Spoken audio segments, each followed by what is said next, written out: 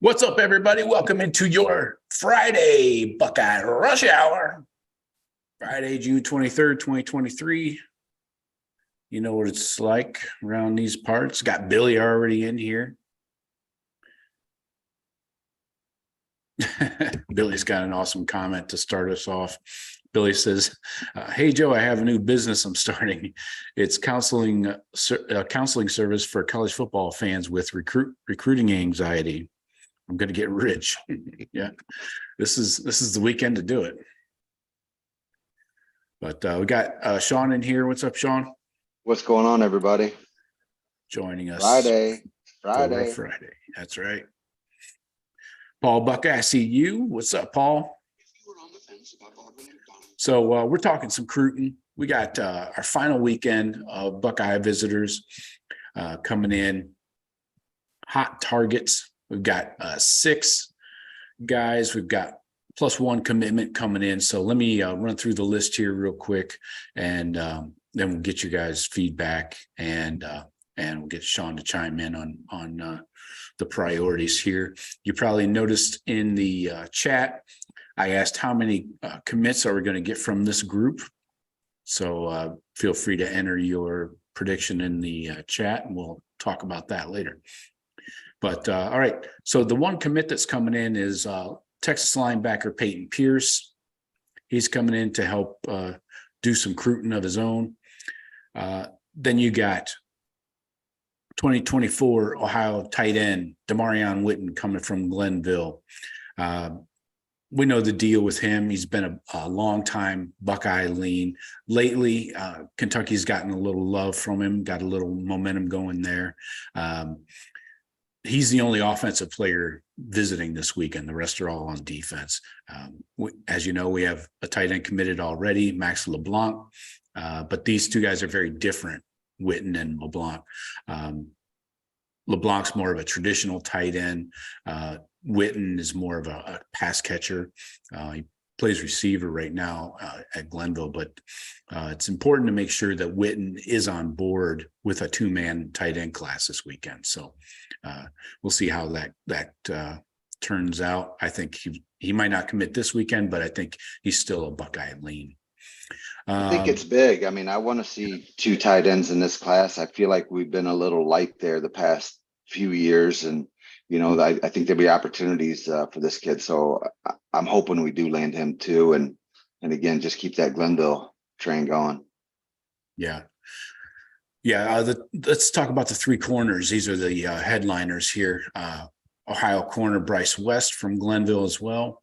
Then you got the corner from Springfield, Aaron Scott. And then you got the Arizona corner, Miles Lockhart.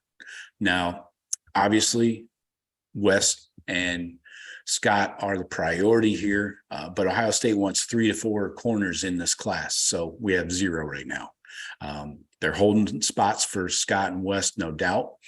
It looked like Kobe Black is probably trending towards Texas, but he had the best name of all the corners in this class, in my opinion. Kobe Black. Aaron Scott, Buckeyes will be thrilled to see this recruitment come to an end, as us fans will too. But at least the Buckeyes get the final visit. That's key.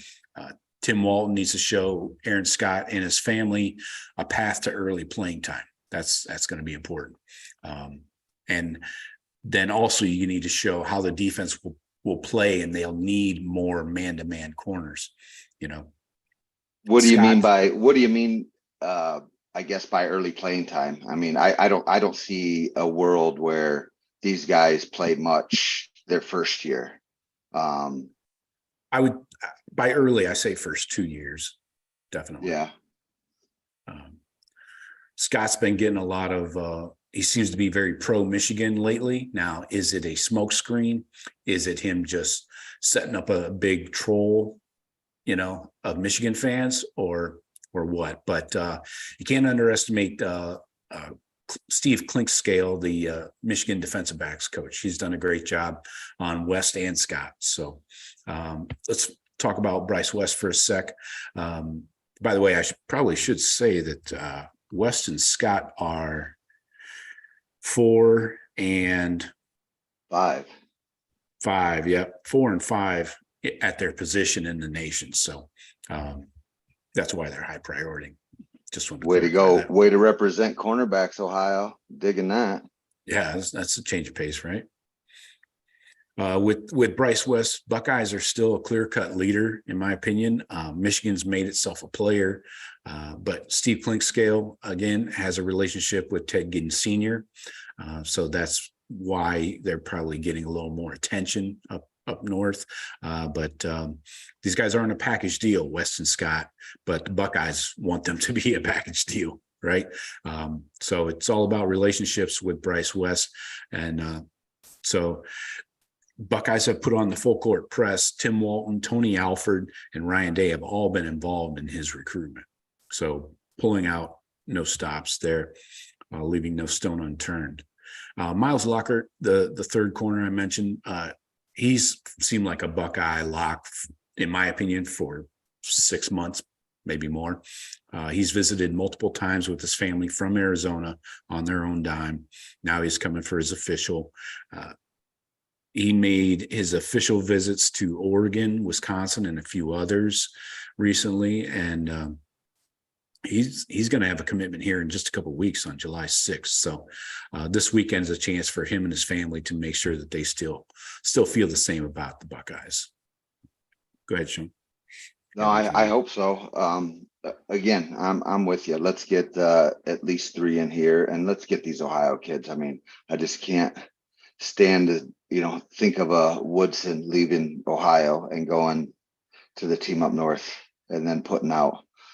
So yeah, whatever they've got to do to keep the Ohio boys, let's do it. But I think this Miles Lockhart adds another, key piece for us. And again, I don't think until these guys get on campus, their work ethic and how they do.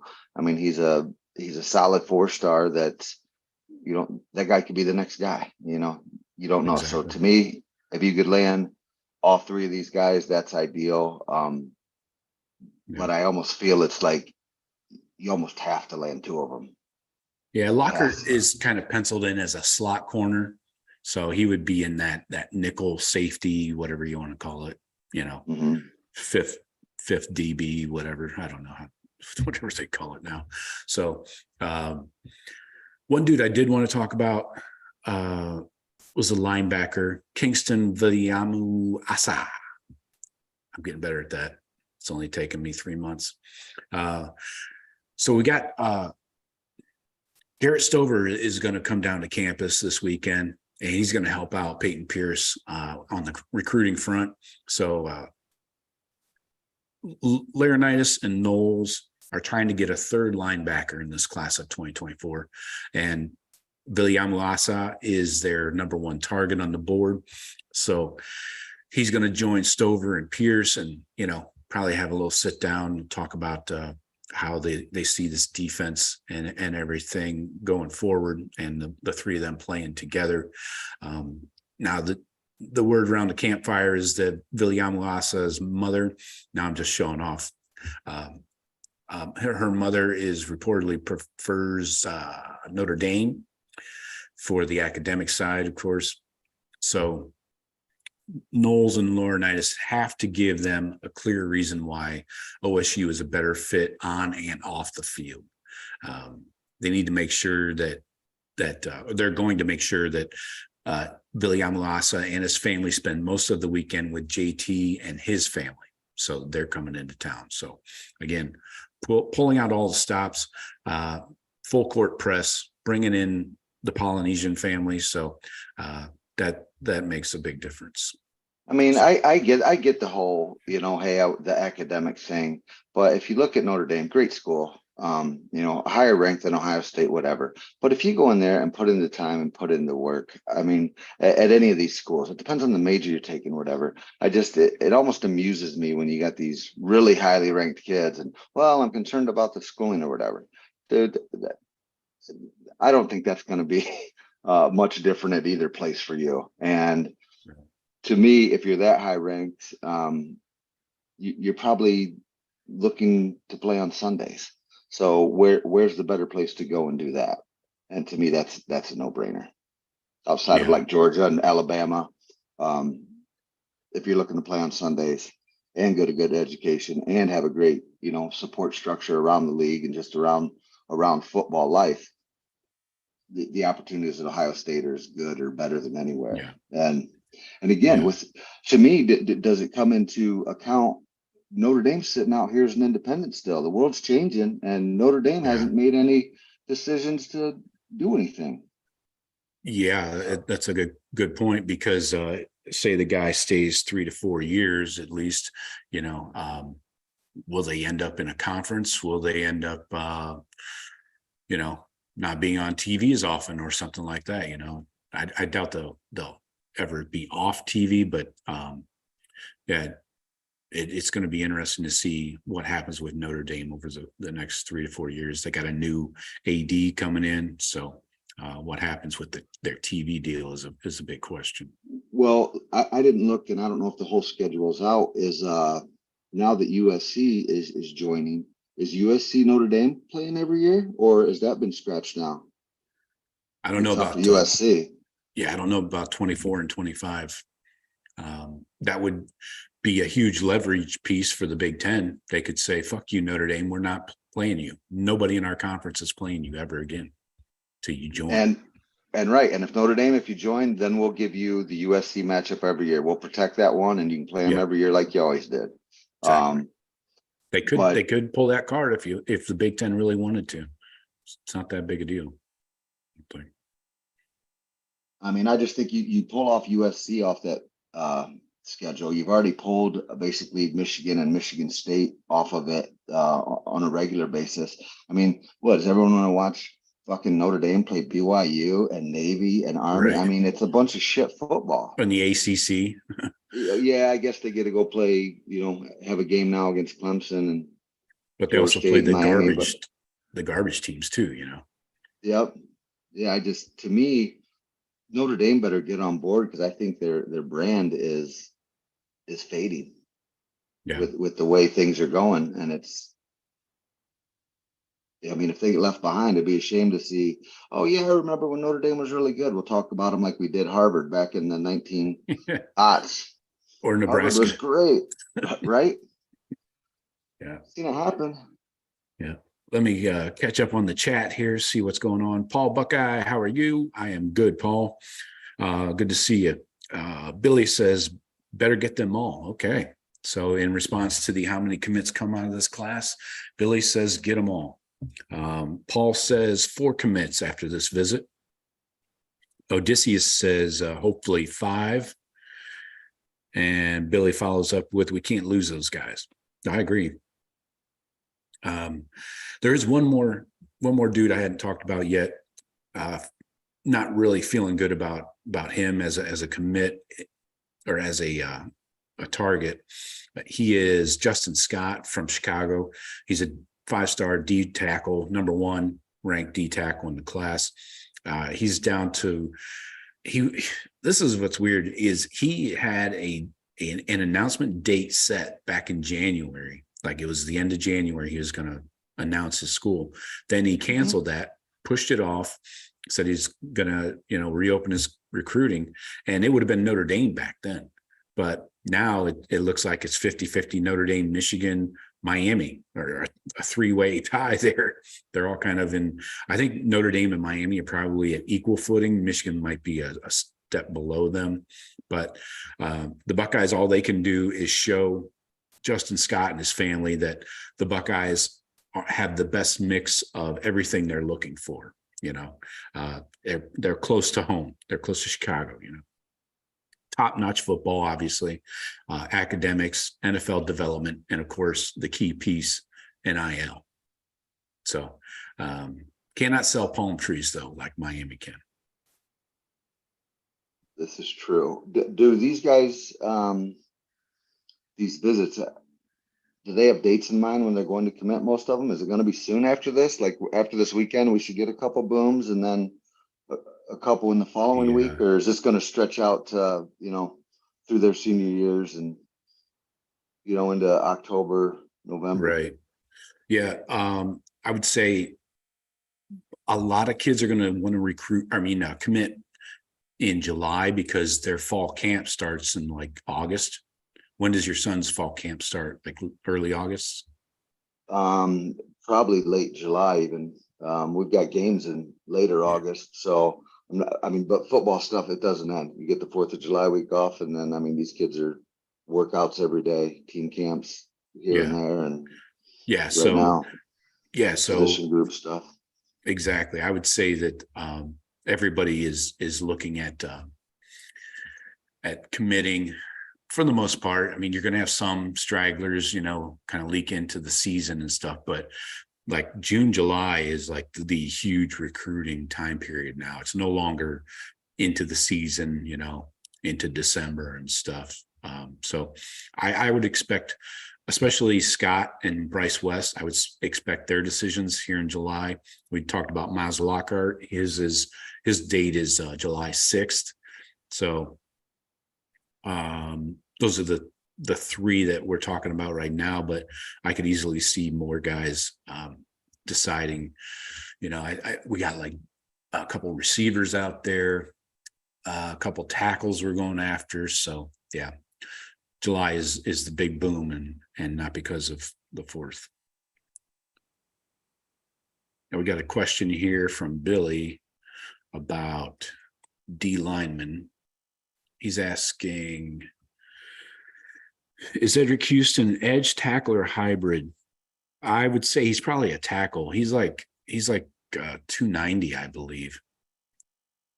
So yeah, I don't think they're going to trim weight off of him and move him to an edge position. I got on. I'm sorry, he's 255. I was thinking of somebody else. That's what I was seeing on. So he could be an edge. Yes. Sorry. I was thinking of somebody else. Well, depending on his frame, if you get him up to 290, he could be interior. And Billy also asks who we are going after at D tackle. In this class, Dominic McKinley down in Louisiana. He's definitely a D tackle. He's who I was thinking of at 290. He's a high 4-star, 9816, number 5 D tackle. Then you got Aiden Breland out of Mater Dei in California. He's 6'5", 290. He's a 9807, number 6 D tackle. I wouldn't think, I'm pretty sure he's leaning elsewhere. Who else? Nigel Smith II. I think he's leaning towards Texas. He's from Melissa, Texas. Who's this Ernest Willor? Looks like he's between Maryland, Ohio State, and Penn State. Yeah, I haven't heard anything. Number 9. Right. I haven't heard anything regarding the Buckeyes and him. Jaden Jackson, the 4-star from IMG. He's originally from the Indianapolis area. 6'2", 300 pounds. He's a number 43 D tackle, but Larry Johnson likes him, and he's made him a priority. He's camped up at Ohio State this camp season. So I would say Jaden Jackson would be my first choice, or my first guess. After that, I would say Dontre Robinson from Orlando. He's gotten some recent love from Ohio State. So those two are probably the top 2, I would guess that. Yeah, we need a couple of those guys to land. And it looks like we're kind of in on a bunch of them, but none that solid. So if we're in on 6 of them, we got to get 2 of those highly ranked guys. Yeah. Yeah, and the D line itself needs some warm bodies. I mean, I'm talking 4, 5, 6, maybe, a combo of D tackles and D ends. So I'm feeling good about the 3 D ends when you're talking about Marquise Lightfoot from Chicago. And you got, Elias Rudolph is going to Michigan probably. Edric Houston, of course. And then my third one that I had in mind was Dylan Stewart. So still keeping an eye on him. He's from the DMV area. So I believe he's got a visit to South Carolina this weekend. So right now it's South Carolina versus Ohio State matchup.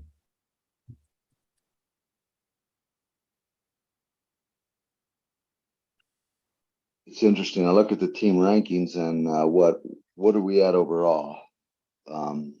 Fourth,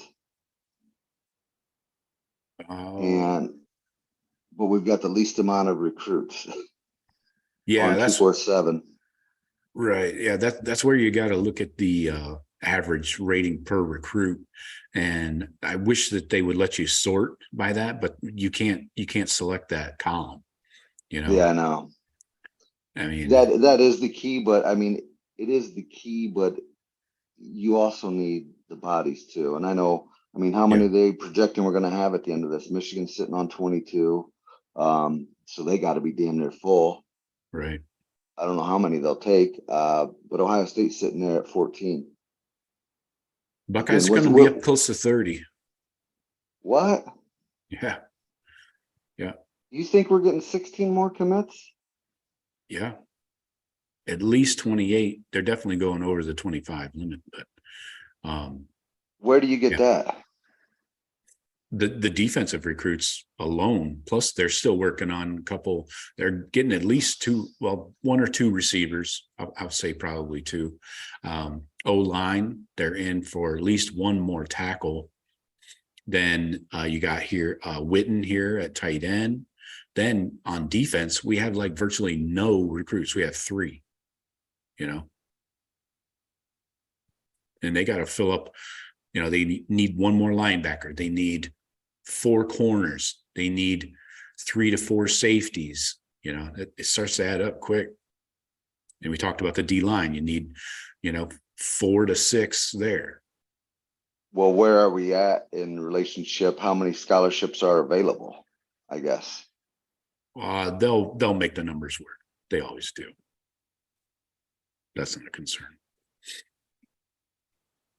Well, now I'm wondering with NIL, does it even matter as much if you're on scholarship? If some booster's like, hey, you're not going to be on scholarship, but we're going to give you $500,000. You pay for it yourself, but you're a walk-on. Well, that's what they would do to somebody lower on the roster right now, maybe. I don't know if you do that to a 4-star corner coming in.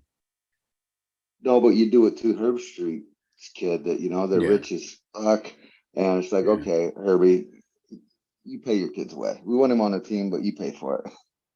There was speculation that Lorenzo Styles Jr. was going to have to pay his own way for his first semester. So that would be right in line with what you're talking about. Mm. Yeah, Buckeyes have, when you go by average ranking per recruit, Buckeyes are in second in the country. And that's with only 14 commits. Georgia has 20. Which means basically that's going to probably come down. I mean, I remember in years past, we'd be up there in the 95 early because you get a bunch of, rock star kids. But once you start filling out the roster and now you take a few 3-star kids and that you're going to pull it down a little bit. But I mean, at 90, anything over 92 is a badass class pretty much. Yeah. We've been in the top 5, top 3, top 2 over the last 4 years. I mentioned it on one of the shows a couple months ago.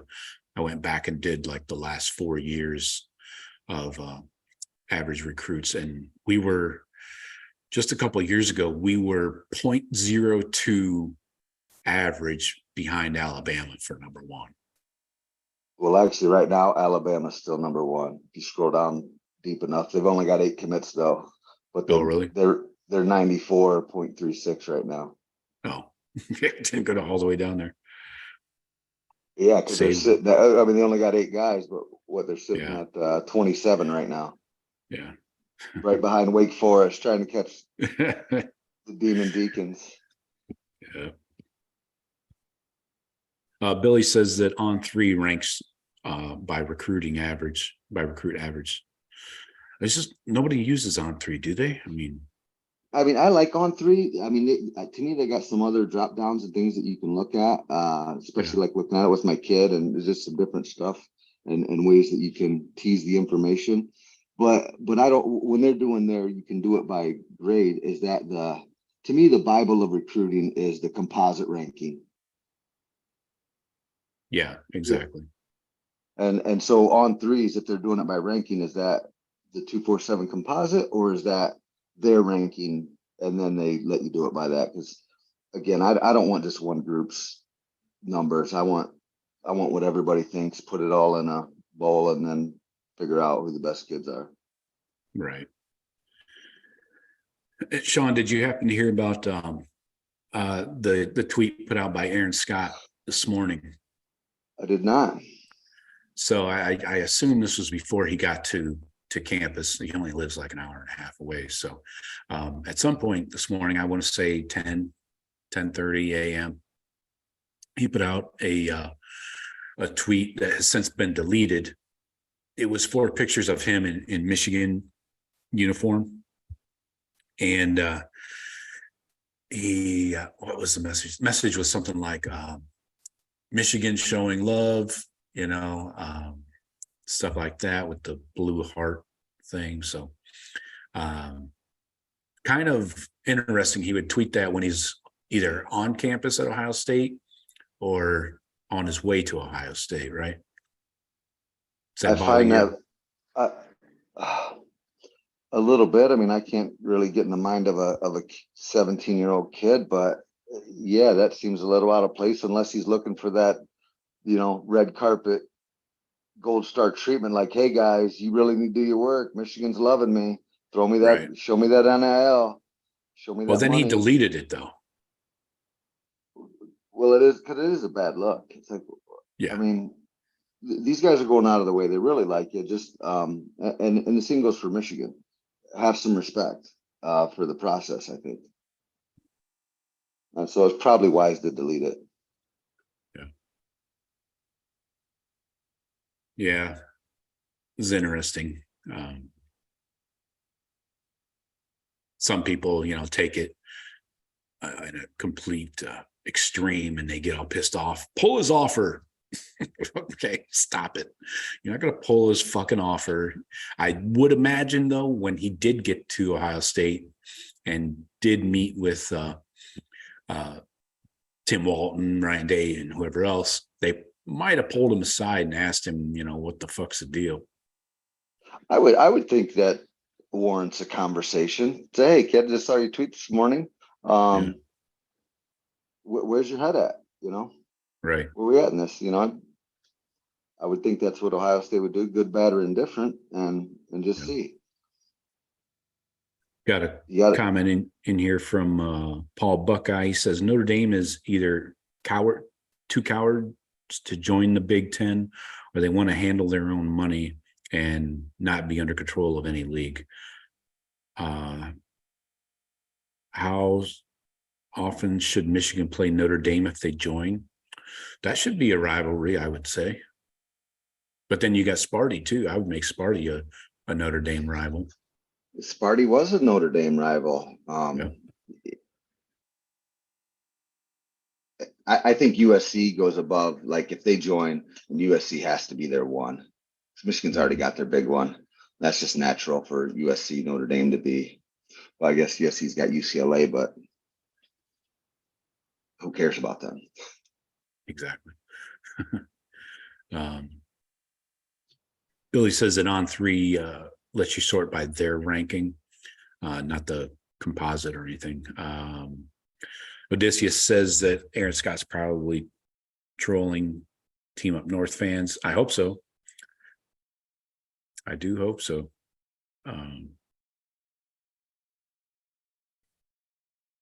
But yeah, anything else you guys want to hit on? We're going to slip out the back door here in a sec. I got a shot glass over on the bar calling my name. It is Friday. Help me. Feed me bourbon. You guys hear that?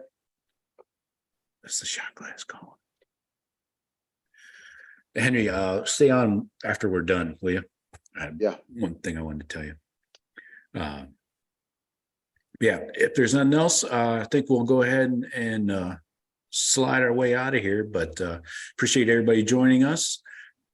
Good recruiting talk, and let's bring some guys home. Set up that fence around the state and keep these boys in. So appreciate everybody joining us. We'll talk to you later. Go Bucks.